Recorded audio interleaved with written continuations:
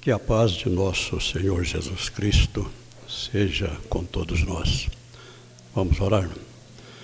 Bendito Deus e Pai de nosso Senhor Jesus Cristo, graças te damos pelo privilégio que temos de poder chamá-lo de Pai. Graças te damos pela tua promessa de que estaria conosco todos os dias, até a consumação dos séculos. Sabemos, Senhor, que o Senhor se faz presente na pessoa do Espírito Santo e queremos te agradecer. Abençoa todos os teus filhos que estarão conosco nesta manhã, nesta noite, e a mim que vou ministrar a tua palavra. Me dê a tua bênção, Senhor. Faze de mim nesta noite o vaso que o Senhor vai usar para ministrar aos teus filhos. Faze de mim nesta noite o teu profeta. Senhor da glória, é em nome de Jesus que nós te pedimos. Amém. Estamos iniciando mais uma das nossas 27 matérias que contém o nosso curso de teologia. Desta feita, a história da igreja. A história da igreja. E estaremos ministrando, neste primeiro momento, a lição de número 1. A igreja concebida na eternidade. A igreja concebida na eternidade. O estudante de Bíblia, é claro que a Bíblia é o nosso livro principal do nosso curso. Mas um estudante de Bíblia, sempre nós recomendamos o conhecimento de duas matérias seculares. Nós precisamos aprender a nos situar no lugar e no tempo. Quando nós falamos de lugar, nós estamos falando de geografia, geoterra, grafia, no sentido singular, descrição. Então, na geografia, nós encontramos na Bíblia muitos montes, montanhas, rios, mares, lagos, oceanos. E tudo isto aqui, se nós entendermos um pouquinho da geografia, nós entendemos melhor, muitas vezes, o sentido do texto. E a segunda matéria seria a história.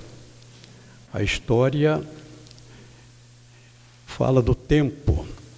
É importante que o estudante da Bíblia saiba se situar no tempo e no espaço. Eu vou dar aos irmãos um exemplo de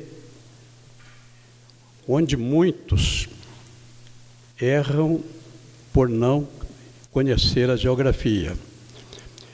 Na primeira epístola de Coríntios, estava havendo problema na igreja. E Paulo estava na cidade de Éfeso. E a Bíblia diz que, não havendo quem pudesse resolver os problemas da igreja de Corinto, os filhos de Cloé foram à procura de Paulo.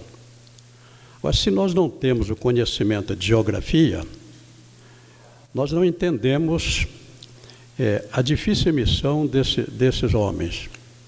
Os filhos de Cloé foram à procura de Paulo. Agora, conhecendo a geografia, Corinto está na Europa. Corinto estava na Grécia e a Grécia está na Europa. Paulo está em Éfeso. Éfeso está na Turquia, na Ásia.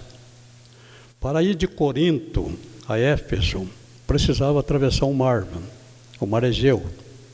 Então, quando nós entendemos um pouquinho de geografia, isso deixa claro, muitas vezes, alguns assuntos que nós não temos a dimensão do trabalho que a pessoa está fazendo. Então, a geografia é importante para o estudante da Bíblia. E a história, quando se fala no tempo, nós estamos falando da história. E a história do Antigo Testamento está escrita primeiro no livro de Gênesis.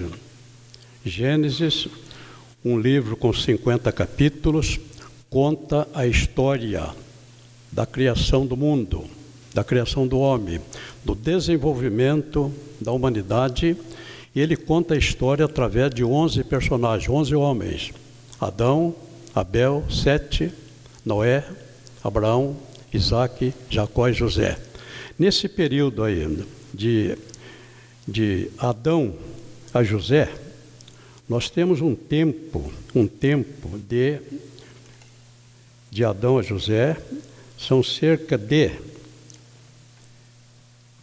1635 anos. Não, de Adão a José, 2369 anos depois de Adão. De Adão a José, nesses 50 capítulos de Gênesis, 2369 anos, ou 1635 anos antes de Cristo. Então, o conhecimento da história ajuda-nos. Agora nós vamos ver na história de Israel. A história de Israel, a Bíblia tem 12 livros históricos. 12 livros históricos. Então, a história de Israel está contada nesses 12 livros.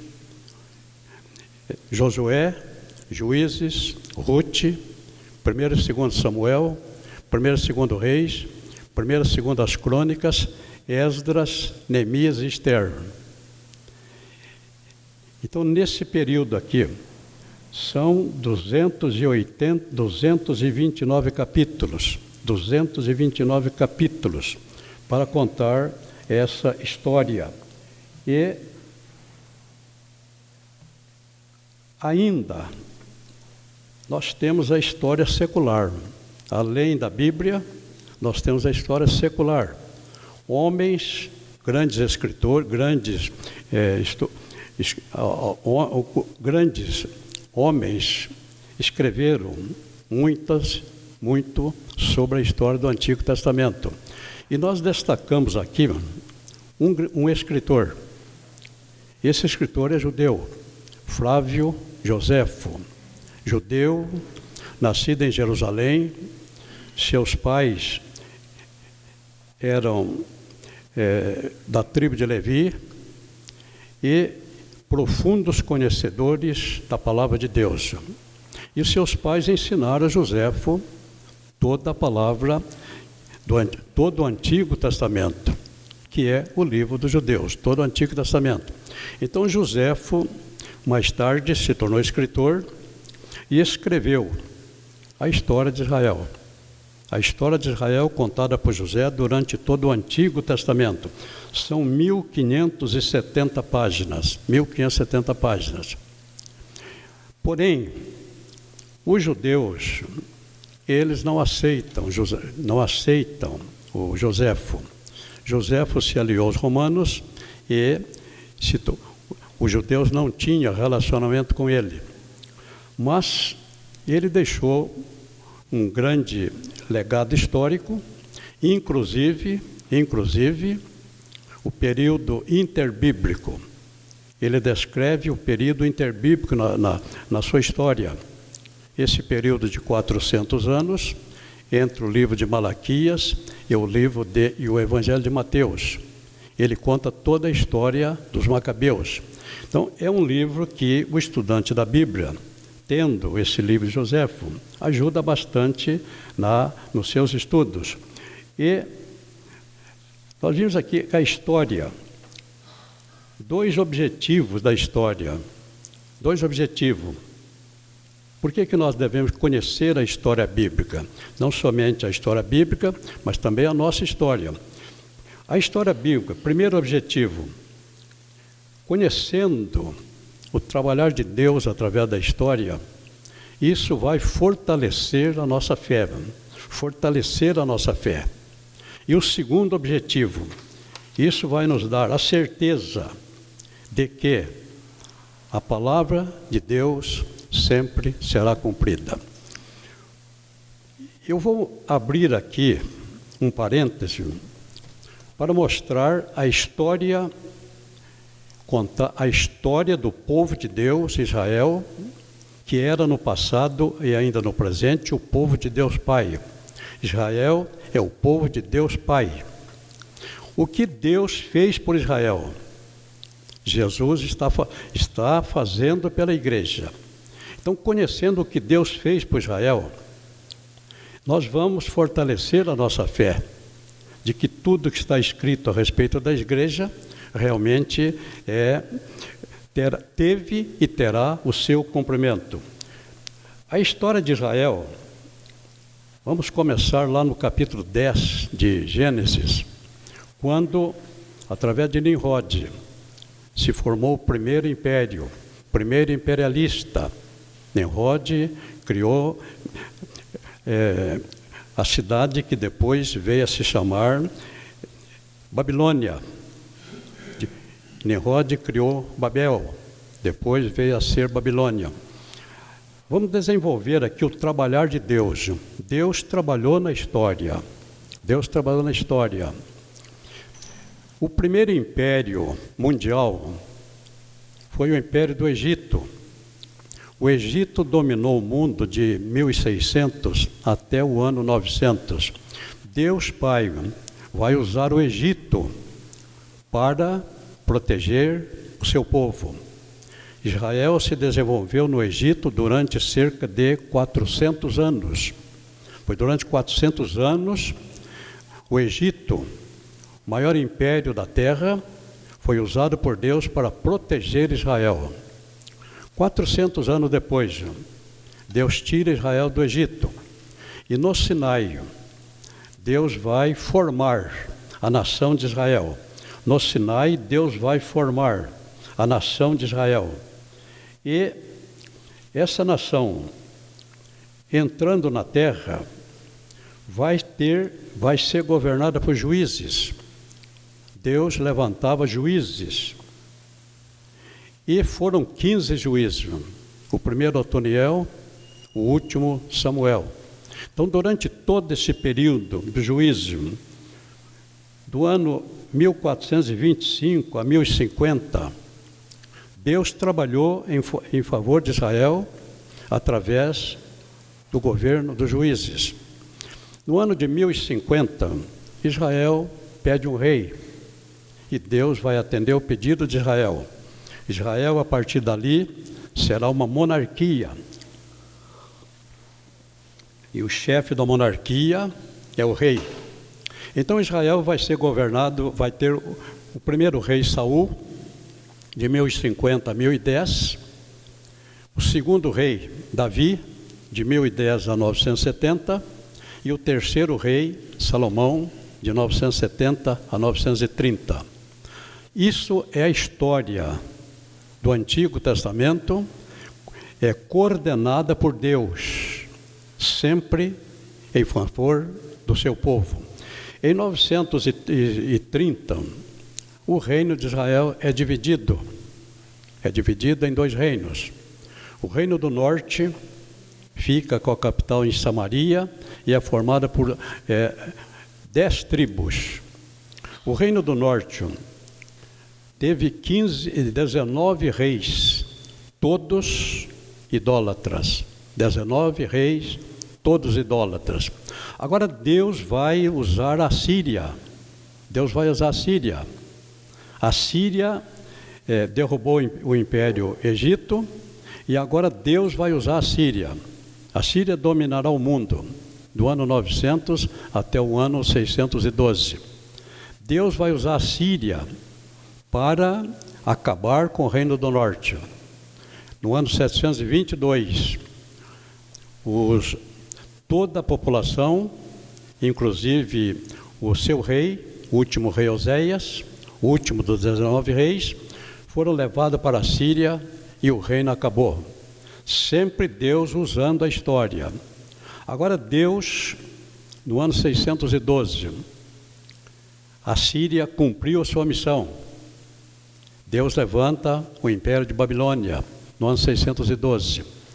Deus iria usar o Império de Babilônia para aplicar um corretivo no reino de Judá, formado por 2 tribos, Judá e Benjamim. Então, agora no Império Babilônico, em 3 turmas, a última dela em 586, Deus leva o reino do sul para a Babilônia. E ficará em Babilônia durante 70 anos. Vimos que o Império Babilônico, todo-poderoso, cumpriu o seu papel. Agora Deus vai derrubar o Império Babilônico e vai levantar o Império da Síria. Então, em 535, cai o Império Babilônico. E Deus havia dito que eles ficariam no Egito, lá em Babilônia, 70 anos. 535, Babilônia, os Medo-Persa toma o reino, começa o Império Medo-Persa, mas quem fica em Babilônia é Dario. Mas o libertador que estava previsto no livro do profeta Daniel seria Ciro. 3 anos depois, então, a Síria assume o comando no ano 539. 3 anos depois, no ano 536, chega Ciro. E em 536 completava os 70 anos de cativeiro. Então, Deus vai usar Ciro para dar a Israel o direito de retornar à sua terra. Na sequência, terminando a missão do Império da Síria, Deus vai levantar os Medo-Persas. Os Medo-Persas. Medo-Persa dominarão a terra de 331 até 146. 146, Deus leva... Não, 331, cai o Império Medo-Persa.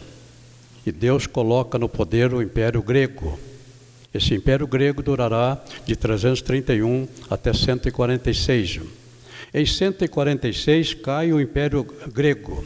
Sempre Deus, Pai, no controle da história. Sempre as coisas acontecendo segundo o propósito e o tempo determinado por Deus. Em 146 sobe ao poder o Império Romano.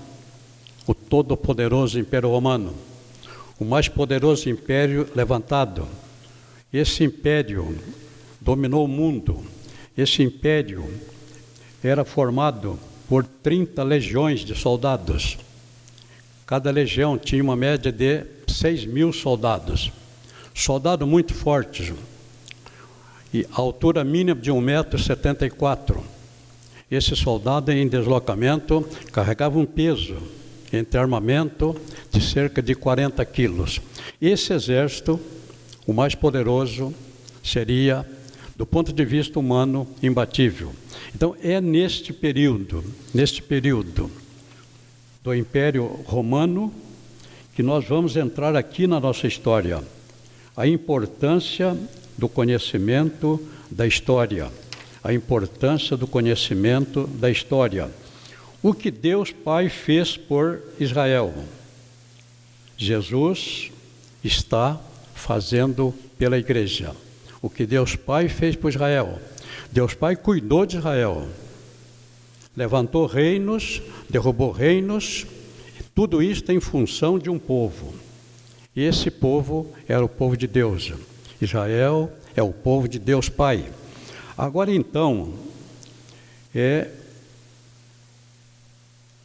chega o momento do início do ministério de Jesus. Então nós temos aqui a importância do conhecimento da história. Conhecer a história da igreja é saber que ela começou a ser formada na terra com um semeador que saiu a semear. Isto por volta do ano 27, provavelmente. Um semeador que saiu a semear. Assim começa a história da igreja. O semeador saiu a semear.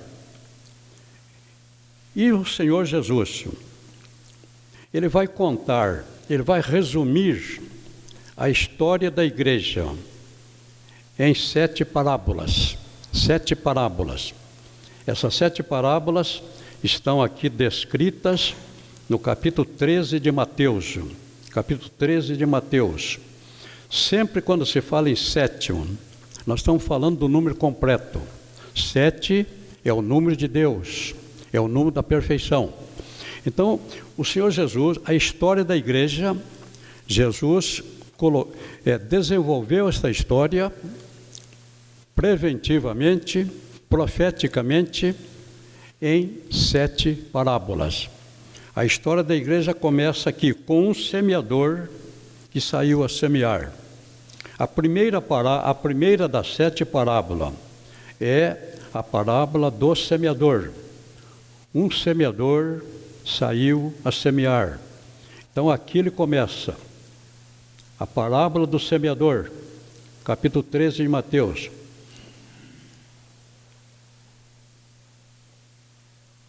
Ele, e saindo de casa naquele dia, estava sentado junto ao mar. E ajuntou-se muita gente ao pé dele. Aqui começa a história da igreja, com um semeador que saiu a semear. Essa história vai ser contada em 7 parábolas. 7 parábolas. Segundo o nosso entendimento. Há comentarista que não pensa assim.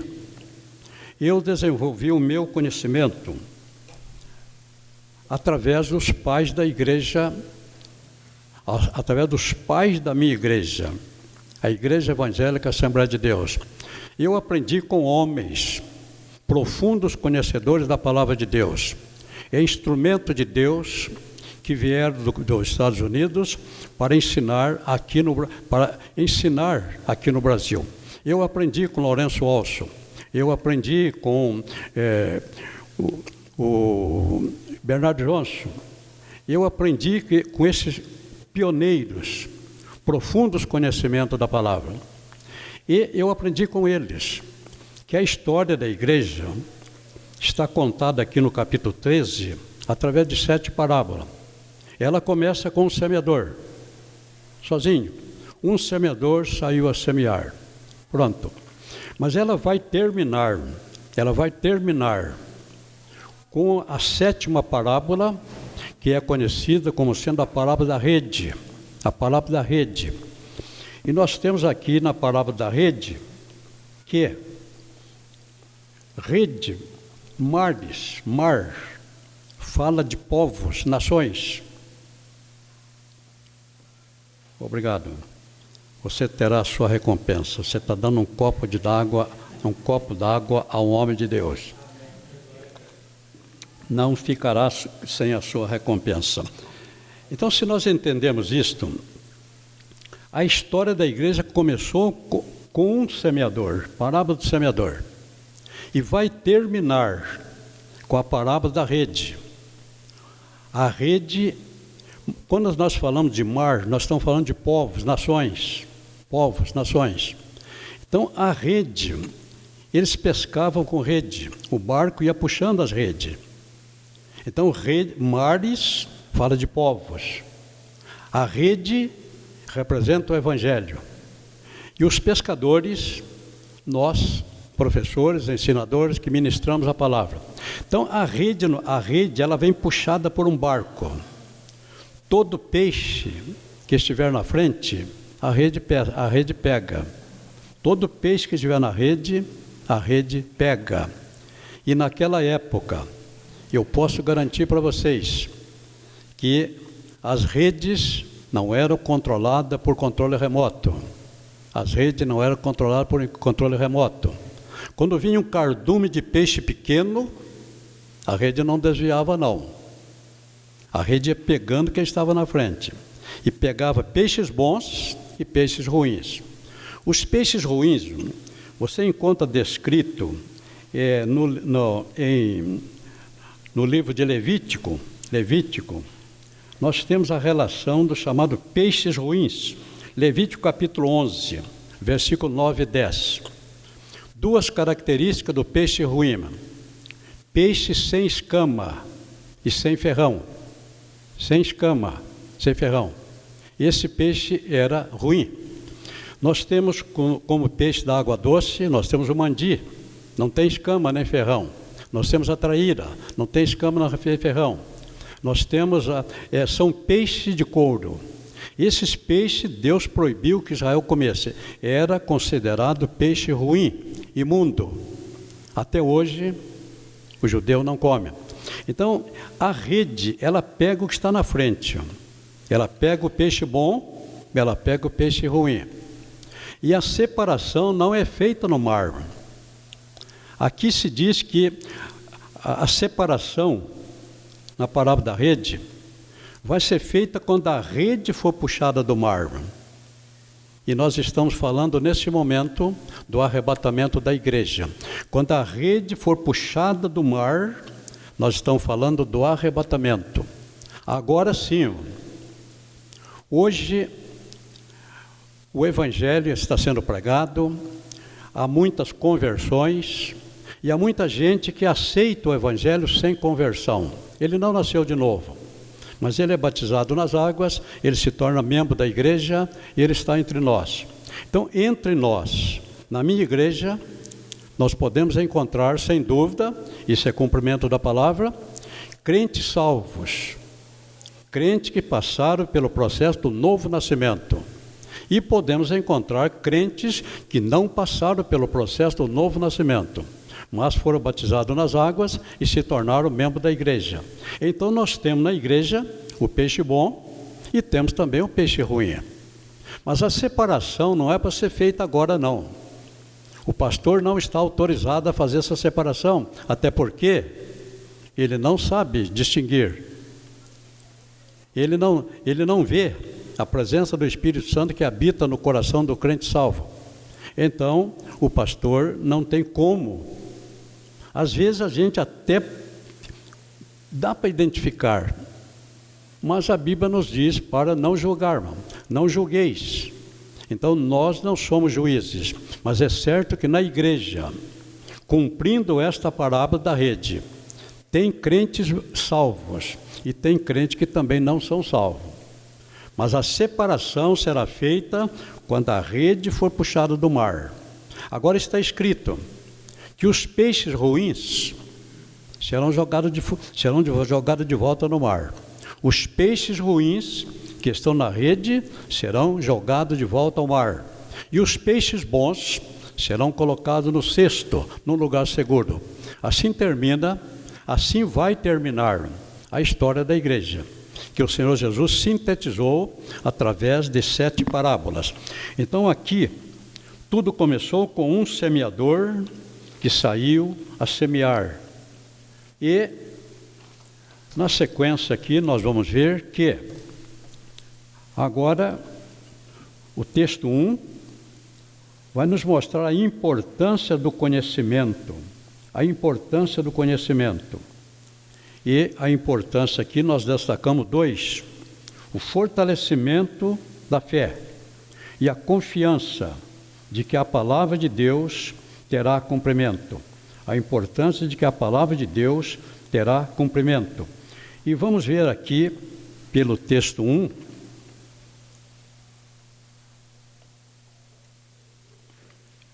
o texto 2, o Senhor Jesus, quando ele começa o seu ministério, João Batista o apresenta no Evangelho de João, capítulo 1, verso 29, ele apontando para Jesus, ele diz: eis o Cordeiro de Deus que tira o pecado do mundo. Muitos ouviram isso de João Batista. Essa notícia certamente correu, que o João Batista havia apresentado o Cordeiro que tira o pecado do mundo. E esse Cordeiro certamente seria o Messias. Esse Cordeiro certamente seria o Messias. Agora, quando ele começa o seu ministério, aos 30 anos de idade, ele certamente anunciou que faria um pronunciamento, o chamado Sermão do Monte, descrito aqui em 3 capítulos de Mateus 5, 6 e 7. Mateus 5, 6 e 7, o grande Sermão do Monte. Correndo a notícia de que esse jovem, chamado Jesus, conhecido como Nazareno, porque ele foi criado em Nazaré, iria se pronunciar, veio gente de todos os lugares.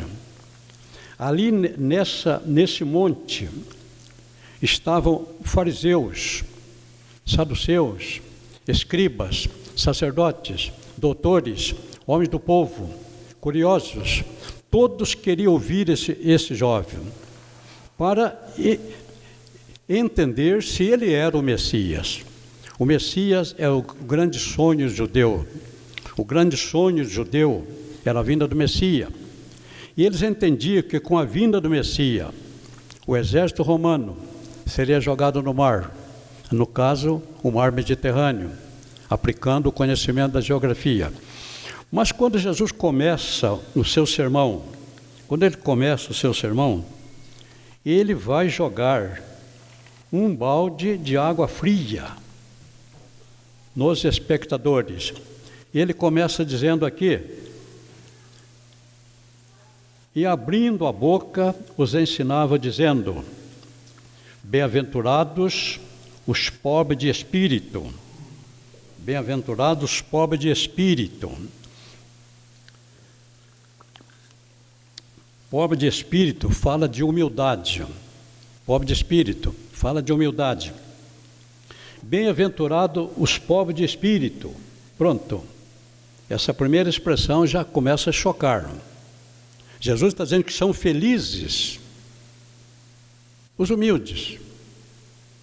É tudo que o judeu não queria ouvir. Bem-aventurados os pobres de espírito. Bem-aventurados os que choram. Bem-aventurados os mansos. Bem-aventurados os misericordiosos. Bem-aventurados os pacificadores. Era tudo que o judeu não queria ouvir. Bem-aventurados os que sofrem perseguição por causa da justiça. E ele vai dizer: se alguém obrigar a você, e o soldado romano costumava fazer isso, obrigar o judeu a levar a sua bagagem. Se alguém te obrigar a caminhar 1 milha, vai com ele 2. Se alguém quiser tomar a sua veste, dê também a capa. Se alguém te bater numa face, oferece a outra. Era tudo o que o judeu não queria ouvir. Era tudo que os romanos podiam dar grandes gargalhadas. Agora eles chegam à conclusão que esse Jesus não é o Messias. Mas ele vai falar de um reino. E vai falar que o seu reino seria estruturado sobre o amor. O seu reino seria estruturado sobre o amor. E o todo-poderoso Império Romano, estruturado sobre a força, sobre o poder, maior exército imbatível. Agora nós vamos ver, no decorrer da história, como o Império Romano acabou. Como o Império Romano acabou. Nós estamos aqui no ano 29, pouco antes. Ele morreu, segundo nós, o calendário, no ano 29, aqui por volta do ano 526. O Império Romano estava dominando a terra. Agora, no passar da história, nós vemos que no ano 395, o todo-poderoso Império Romano foi dividido em 2. O Império Romano do Ocidente ficou com a capital em Roma. E o Império Romano do Oriente ficou com a capital em Constantinopla. Constantinopla, atual Istambul, maior cidade da Turquia, parte dela na Ásia, parte na Europa. Há uma ponte que liga as duas partes. Então, a capital ficou em Istambul. A antiga Constantinopla, fundada por Constantino no ano 325, ele colocou nela o seu nome. Então, o Império do Oriente continuou. Agora, no ano 395, o Império Romano... 395 dividiu. O Império Romano do Ocidente, com a capital em Roma, acabou. No ano 476. Acabou. E o Império Romano do Oriente acabaria no ano 1453. O Império Romano do Oriente acabou. Agora, e a igreja? A igreja que Jesus tomou como base o amor. A igreja continuou crescendo. Por volta do ano 300,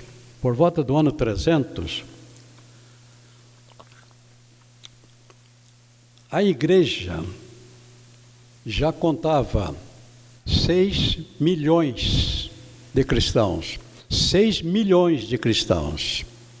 E a igreja foi instituída por Constantino como sendo a religião oficial do império. Agora, qual é a arma que a igreja está usando? A igreja está usando o amor. Depois de uma terrível perseguição, que começou com Nero no ano 64, a igreja é perseguida seguidamente de 64 até 305. Mas quanto mais matava crente, quanto mais matava cristão, mais cristãos se convertiam. Então, a igreja, a arma que a igreja está usando é o amor. Porque a igreja é um projeto de Deus. A igreja é um projeto de Deus. E esse projeto teve origem no coração de Deus antes da criação dos céus e da terra. A igreja nasceu no coração de Deus. Agora, chegamos aqui ao tempo da sua fundação. A igreja, durante todo o Antigo Testamento, ela sempre existiu no coração de Deus. E durante todo o Antigo Testamento, a igreja sempre foi prefigurada através de tipos e símbolos. Quando nós falamos de tipologia, nós estamos falando de pessoas. Quando nós falamos de simbologia, nós estamos falando de coisas materiais. Então aqui nós colocamos para vocês a igreja no Antigo Testamento, prefigurada no Antigo Testamento. Prefigurada no Antigo Testamento. Num primeiro momento, por volta do ano 856 a.C., nós vamos encontrar aqui a igreja prefigurada no casamento de Isaac. Esse capítulo 24 de Gênesis, nós temos a Trindade representada. Abraão representa Deus Pai, Isaac representa Deus Filho, e Eliezer representa o Espírito Santo. Então, pela história do capítulo 24, Abraão envia Eliezer a uma terra distante para encontrar, preparar e levar uma esposa para Isaac. Então, Eliezer cumpriu a missão, encontrou Rebeca e levou Rebeca. Então, aqui, Rebeca representa a igreja. Quando Rebeca chega na terra de Isaac, a mãe dele havia morrido, Sara havia morrido. Na tipologia, Sara representa a nação de Israel. Sara foi escolhida por Deus com um propósito. Ela deveria ela simboliza a nação de Israel. E dela viria o Redentor. De Israel viria o Redentor. Então aqui nós temos o Isaac representando Jesus. Agora, chegando na terra, a tenda de Sara estava vazia, porque Sara representa Israel. Uma vez que a igreja estava chegando, Israel sairia de cena. E a Rebeca vai ocupar o lugar de Sara. Rebeca vai ser levada para a tenda de Sara. A segunda tipologia que nós colocamos aqui está prefigurada no casamento de José, mais ou menos 1400 anos antes de Cristo. Isto é história. A história é marcada por datas. mais ou menos 1400 anos antes de Cristo, José casa-se com uma gentia. Aqui o seu nome, Asenate, filha de um sacerdote. E os judeus nunca pouparam José por essa atitude. José tomou como esposa uma gentia. E o judeu nunca entendeu isto e nunca vai entender. Agora, por que José tomou essa esposa gentia? Porque ele estava rejeitado pelos irmãos. Então, no tempo que José estava rejeitado pelos irmãos, ele tomou uma esposa gentia. Nesse tempo em que Israel rejeitou Jesus, a partir da cruz do Calvário, a igreja começou a ocupar o lugar de Israel. A igreja começou a ocupar o lugar de Israel. Ainda colocamos o caso de Esther. Esther, uma órfã, que nasceu lá no cativeiro. E eu não vou aqui, esse assunto é estudado no livro História de Israel. Agora nós temos aqui que o rei Assuero, esse foi o rei mais poderoso do império. Assuero começou a reinar no ano 485, reinou até 478. E nós vimos que a esposa dele chamava-se Vasti. E ele fez uma grande festa. Convidou as pessoas importantes, príncipes, pessoas, somente gente importante. Ele queria mostrar a sua grandeza. Realmente, esse foi o maior de todos os reis. É também conhecido como Assuero ou Xerxes I. E no auge da festa, quando haviam bebido muito, aqui diz que no 7º dia, ele mandou buscar a sua esposa Vasti. Ele queria apresentar Vasti ao povo, mostrar a ela sua beleza. Mas Vasti era uma mulher decente. Ela sabia que lá estava todo mundo embriagado. E Vasti se recusou o convite do rei. Então Vasti perdeu o trono por desobediência ao rei. No lugar de Vasti, entrou Esther. Então, no lugar de Israel, entrou a igreja, tipificada aqui pela pessoa de Esther. Nós poderíamos ainda mostrar o livro de Cantares de Salomão, onde Salomão representa Jesus e a sunamita representa a igreja. Mais um exemplo que nós podemos encontrar a igreja tipificada no Antigo Testamento. Na sequência, nós temos aqui que a igreja foi fundada na cruz do Calvário. A igreja foi fundada na cruz do Calvário. E o fundamento nós encontramos aqui em Mateus, capítulo 16, e o versículo 18. Capítulo 16, versículo 18. Jesus vai pela primeira vez fazer a revelação acerca da igreja. E ele vai dizer aqui, no versículo 18, conversando com Pedro, ele vai dizer, Pedro, o nome dele era, tu és Simão, esse era o nome dele. Simão significa uma varinha tênue, daquelas varinhas que o vento dobra para lá, dobra para cá. Jesus vai dizer para ele, eu vou mudar o seu nome. Eu vou te chamar de Pedro.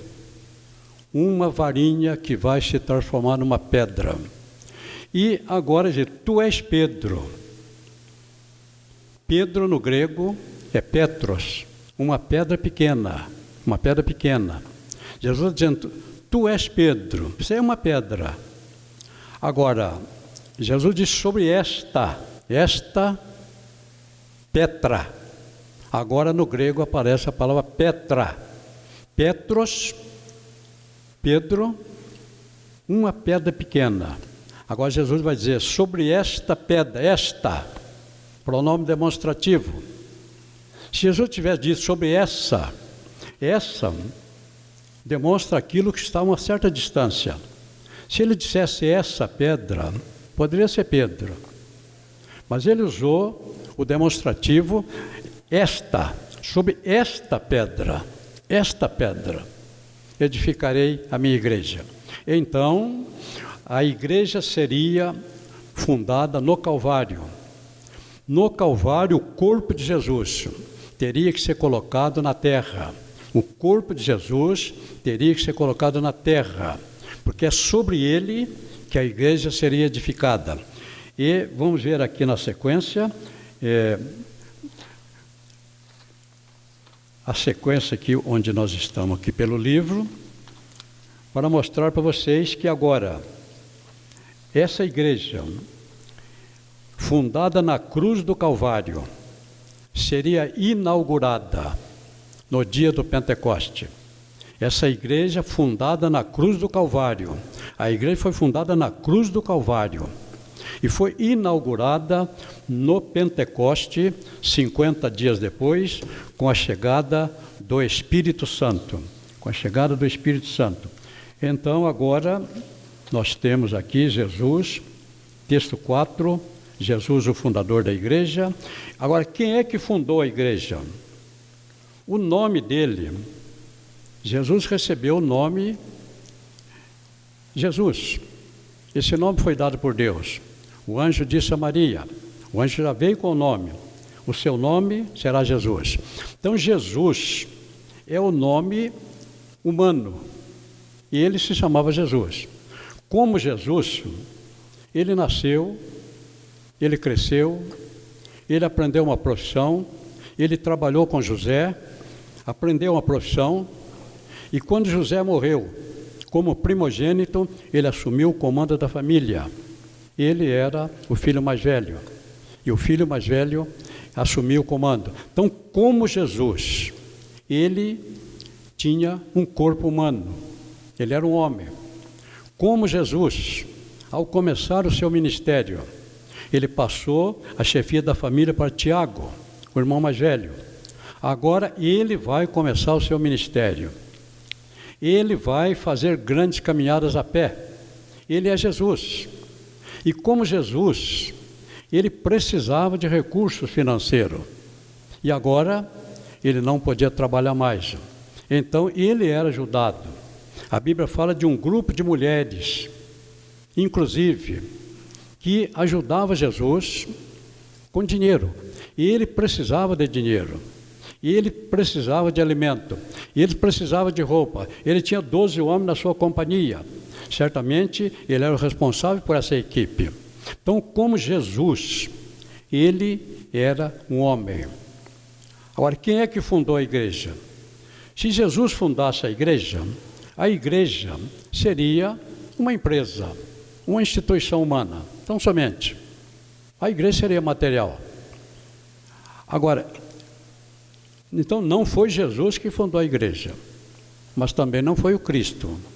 Se fosse o Cristo que fundou a igreja, ela tinha uma natureza espiritual. Ela não precisava de nada, ela é espírito. Então, o fundador da igreja foi Jesus Cristo. Cristo transferiu à igreja a sua natureza material. Ela é uma pessoa, ela é vista na terra, ela tem compromissos, ela tem gasto, ela tem custo. E o Cristo transferiu para a igreja a sua natureza espiritual. A igreja que recebeu a natureza espiritual do Cristo não precisa de nada no sentido material. Ela não precisa de dinheiro. Mas a igreja que recebeu a natureza de Jesus precisa, porque Jesus era um homem. Então, o fundador da igreja foi Jesus Cristo. Então, nós temos aqui no seu livro um relato mostrando quem é Jesus e quem é o Cristo. E temos aqui no texto 5 quem é Jesus e quem é o Cristo. Jesus preenchia aqui 3 condições. Para ser Jesus, ele teria que ser parente do homem, que se tornou escravo. Ele tinha que declarar o seu desejo de libertar o homem. E ele tinha que ter a quantia estipulada para o resgate. Vamos agora entender o que Paulo escreveu em 1 Coríntios, 1 Timóteo, capítulo 2, versículo 5. Porque há um só Deus, e um só mediador entre Deus e os homens. E esse mediador, diz Paulo, é Jesus Cristo. E agora nós vamos aqui entender como Jesus, como Cristo, ele não poderia ser nosso Redentor. Como Verbo de Deus, no princípio era o Verbo, e o Verbo estava com Deus, e o Verbo era Deus. Agora, como Deus não é parente do homem. Cristo não poderia pagar o preço do resgate. Daí a necessidade do Cristo se tornar homem, na pessoa de Jesus. Agora sim, o Verbo se fez carne e habitou entre nós. Agora então, como homem, ele se torna parente do homem. Como homem, ele se torna parente do homem escravizado. E, como está escrito em Hebreus 2:17, pelo que convinha que em tudo fosse semelhante aos irmãos, para ser misericordioso e fiel sumo sacerdote, naquilo que é de Deus, para expiar os pecados do homem. Desta forma, em Jesus, Cristo preencheu as três condições exigidas pela lei para poder ser o Redentor. Tornou-se parente do homem, escravizado pelo diabo. Manifestou o desejo de pagar o resgate e tinha o preço do resgate. Então, Jesus, o fundador da igreja, foi Jesus Cristo. E essa igreja, então, tem duas naturezas. Uma natureza material e uma natureza espiritual. Terminamos aqui a lição 1 e vamos ver aqui a lição 2. Lição 2 é a sequência do assunto que nós estamos tratando, a fundação da igreja. A igreja fundada no Calvário. A igreja, o fundamento da igreja. Sobre esta pedra edificarei a minha igreja. Então aqui já tratamos desse assunto, e no texto 2, a pedra referida por Jesus. Aqui nós temos um estudo mostrando que a pedra referida por Jesus, esta pedra não poderia ser Cefa. É uma palavra aramaica. Dialeto popular falado em Israel. Pedro é, no grego, uma pedra pequena. E nós vimos aqui, já comentamos com vocês, que a igreja foi fundada na pessoa de Jesus, do Cristo. A inauguração da igreja. Temos aqui o texto 3, a inauguração da igreja. E aqui aparece o tabernáculo. Sabemos que o tabernáculo, construído no deserto, era, no Antigo Testamento, uma réplica, uma figura da igreja. Esta foi a razão pela qual Moisés teria que construí-la de acordo com o modelo que lhe foi mostrado. Moisés teria que construir o tabernáculo de acordo com o modelo que que Deus havia mostrado, porque esse tabernáculo vai representar a igreja. Então aqui, a igreja reunida no dia do... Vamos aqui abrir um parentezinho para mostrarmos aqui a diferença entre Israel como povo de Deus e a igreja como sendo a igreja de Jesus. Pela lei de Moisés, a lei de Moisés, pela lei de Moisés, o Espírito Santo, simbolizado pelo azeite, ele descia apenas sobre 3 categorias de pessoas. Se nós entendermos isto, nós vamos entender a diferença entre a graça e a lei. Entre a graça e a lei. E no Antigo Testamento, conforme nós temos aqui no livro de Gênesis, capítulo 8, a pomba na Bíblia é um símbolo do Espírito Santo. A pomba é um símbolo do Espírito Santo. Então aqui, quando a arca repousou no alto do Monte Ararat, a arca fechada, o Noé não sabia o que estava acontecendo lá fora. Então, depois de alguns dias, ele soltou uma pomba, a pomba como símbolo do Espírito Santo. A primeira vez ela saiu de manhã e voltou rápido. Ela saiu e voltou rápido. Ela não encontrou lugar para pousar. A água ainda não havia baixado. Depois Noé solta a pomba pela segunda vez. Ela sai de manhã, demora um pouco e retorna à tarde. E a terceira vez, a pomba saiu e não voltou mais. Então aqui nós temos a simbologia do Espírito Santo. A simbologia do Espírito Santo. No Antigo Testamento, o judeu era um homem comum. O judeu era igualzinho o cananeu, é igualzinho o eteu, é igualzinho o eveu, era um homem comum. E o Espírito Santo só descia sobre 3 categorias de pessoas: o rei, o sacerdote e o profeta. Então, quando Israel pediu um rei, na unção de Saul, o Samuel não deu a ele um copo de azeite para beber, não. Ele não deu um copo de azeite para ele beber, não. Samuel pegou um pouquinho de azeite e derramou sobre a sua cabeça.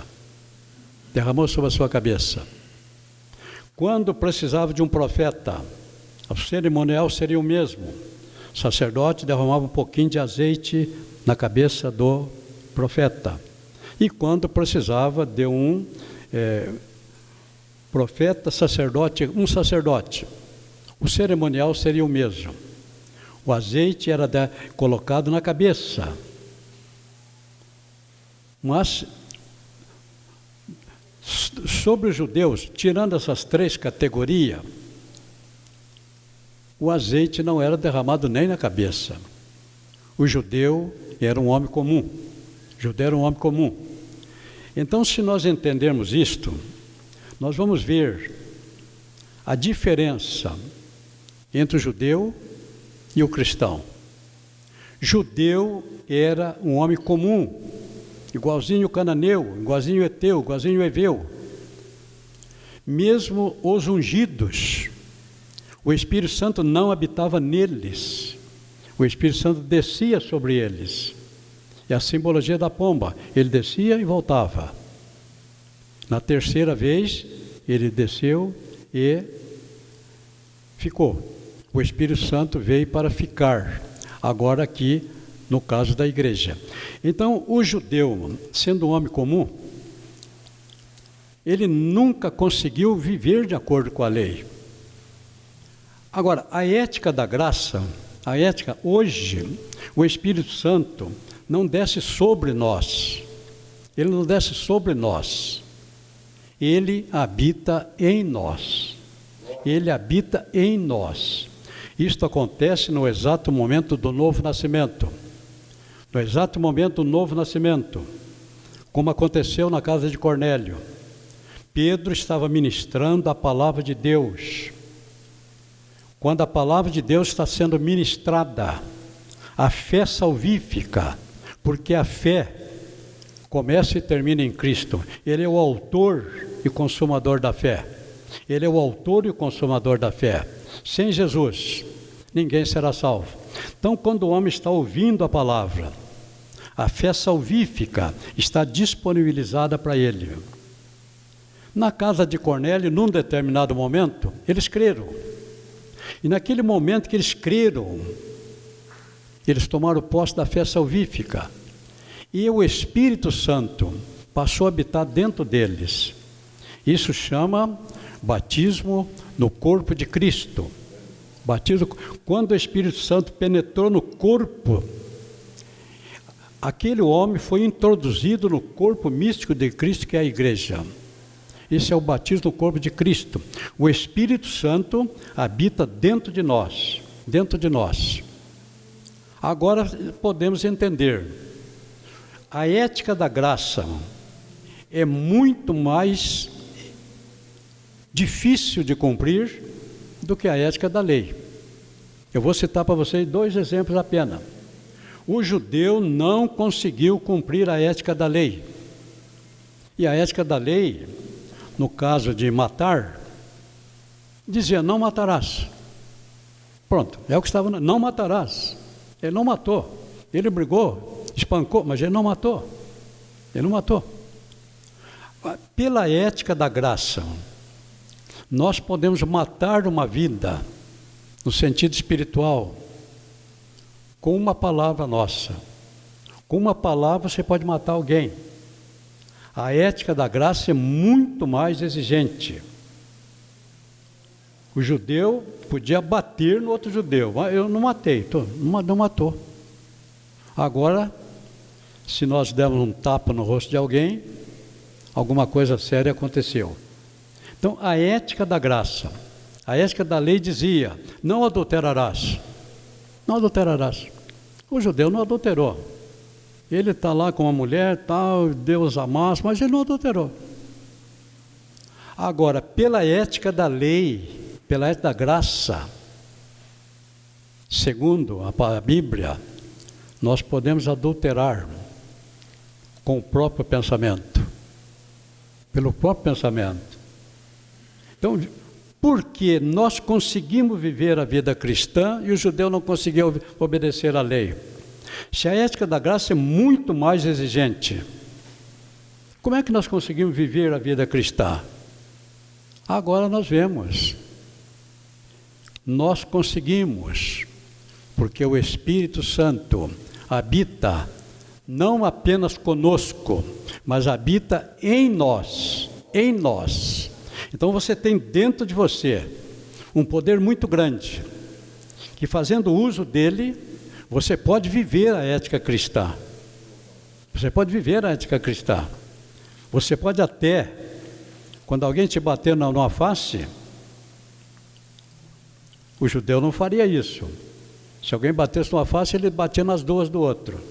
Agora, nós podemos fazer. Quando Deus exige, é porque Ele sabe que nós podemos. Deus nunca vai exigir uma coisa que nós não podemos fazer. Ah, isso eu não consigo. Se você não consegue, Deus não vai exigir de você não. Ele conhece a minha limitação. Ele exige mais de uns. Ah, se Deus pedisse para mim o que Ele pediu para Abraão, Ele não vai pedir para você não. Ele pediu para Abraão. Por quê? Porque Ele sabia que Abraão tinha condições de atender o seu pedido. Então Ele pediu: eu quero o seu filho em holocausto. Para Abraão Ele pediu. Agora eu já vi crente preocupado: se Deus pedisse para mim, não vai pedir não, fica tranquilo. Deus conhece o seu limite, Deus sabe que você não pode, Ele nunca vai exigir o que eu não posso fazer. Agora, se Ele exigir, é porque Ele sabe que você pode. Deus nunca pede o que nós não temos para dar. Ah, se Deus me pedir R$1.000, Ele não vai pedir, Ele sabe que você não tem. Agora, se você tiver 10, Ele pode te pedir os 10. Então, Deus nunca pede o que nós não temos para dar. Segundo princípio, Deus nunca exige o que nós não podemos fazer. Ele pediu a Abraão porque Ele sabia que o Abraão podia fazer. E realmente, Abraão teria ido até o fim. Então, aqui, vamos ver o que nós ainda temos sobre esta lição. Aqui nós temos, o texto 4 fala de Pedro. Um texto inteiro para falar sobre Pedro. E é claro, nós não vamos discorrer aqui sobre Pedro. Vamos continuar aqui no texto 3, falando do tabernáculo. O tabernáculo, um símbolo da igreja. Então, tudo que estava no tabernáculo, nós encontramos hoje na igreja. O Espírito Santo viria, conforme o Senhor Jesus prometeu, e nós temos aqui então que Ele veio para ficar conosco no dia do Pentecoste. O Espírito Santo veio para ficar com a igreja. E Ele estará com a igreja. Assim como Eliezer atravessou todo o deserto e Rebeca o acompanhou, se Rebeca perdesse Eliezer de vista, ela nunca chegaria em Canaã. Se Rebeca perdesse o Eliezer de vista, ela nunca chegaria em Canaã. Nós estamos, no sentido espiritual, atravessando um grande deserto. Agora, se nós não perdermos o Espírito Santo de vista, nós vamos chegar lá. Agora, se perdermos o Espírito Santo de vista, aí a Bíblia diz, não entristeçais o Espírito Santo. Não entristeçais o Espírito Santo. Se nós perdermos o Espírito Santo de vista, nós nunca chegaremos em Canaã. Ele estará conosco. O Espírito Santo veio para ficar com a igreja, e Ele está com a igreja, e vai permanecer com a igreja, até que, no dia do arrebatamento, Ele levará a igreja. Ele levará a igreja. A semelhança da igreja seguindo Eliezer. Quando Eliezer se aproximava de Canaã, Isaac saiu da presença do pai e veio até um campo para orar. Da mesma forma, quando o Espírito Santo levar a igreja, Jesus sairá da presença do Pai e virá até as nuvens, segundo ensinou Paulo. O Espírito Santo levará a igreja e entregará a igreja a Jesus. Ali termina a missão do Espírito Santo com a igreja. Ali termina a missão do Espírito Santo com a igreja. Ele veio para preparar a igreja. Ele está preparando a igreja. Quando a igreja estiver pronta, Ele vai levá-la e vai entregar a Jesus. Termina a missão dele com a igreja. Mas é claro que o Espírito Santo continua sendo Deus. E o Isaac conduziu a noiva até a presença do Pai. E assim que acontecerá com a igreja.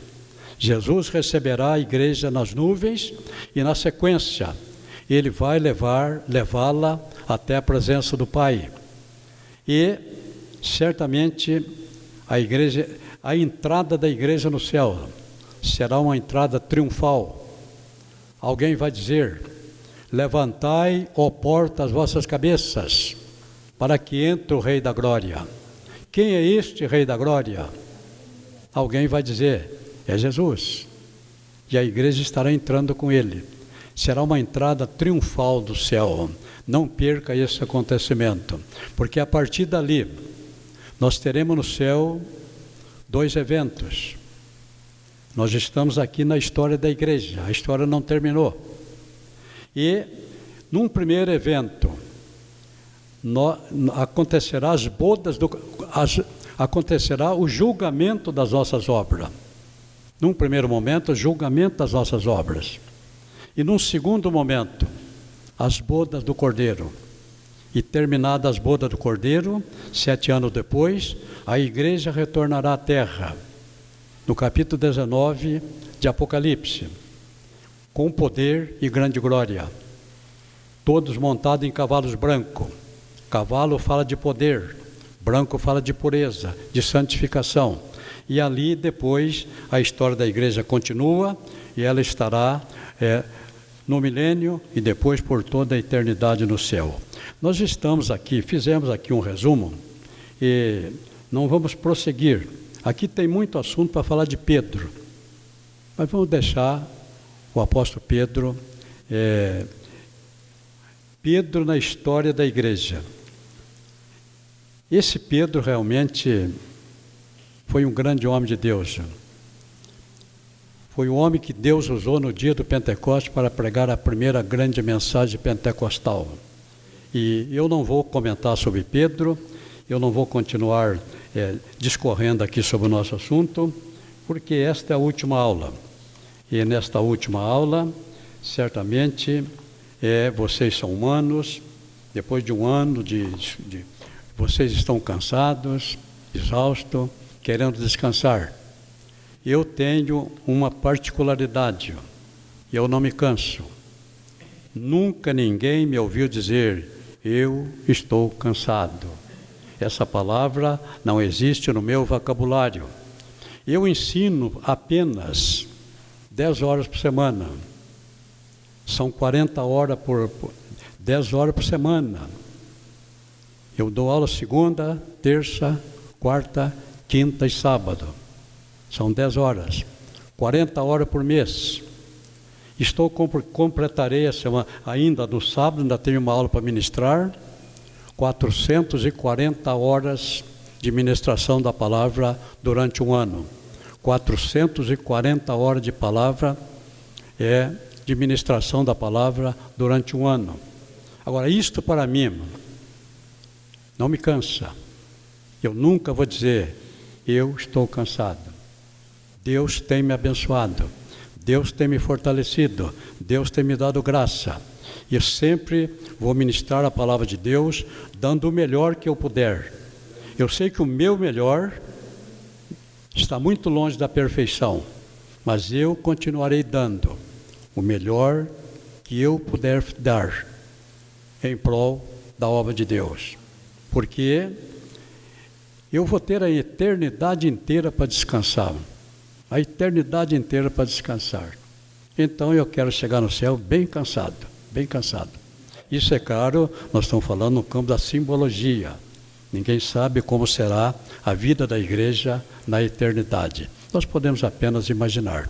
Chegamos aqui ao término da nossa aula e ao término da lição 2 e retornaremos em janeiro, a partir do dia 16, para a turma de segunda-feira, estaremos dando sequência a este livro, a partir da lição de número 3. Oremos ao Senhor para terminarmos então a nossa aula. Bendito Deus, graças te dou, Senhor, pelo privilégio que tive para mais uma vez ministrar a Tua palavra. Te agradeço pela presença de todos os Teus filhos que aqui estiveram. Te agradeço, ó Pai, porque sabemos que o Senhor está conosco e que o Senhor irá conosco no retorno aos nossos lares. Guarda-nos, ó Deus, debaixo da Tua mão santa, bendita e gloriosa. Dá-nos uma noite abençoada e prepara-nos, ó Deus, para o grande dia de amanhã. Senhor da glória, tudo isso nós te pedimos e te agradecemos em nome de Jesus. Amém. Deus abençoe os irmãos. Até o próximo ano.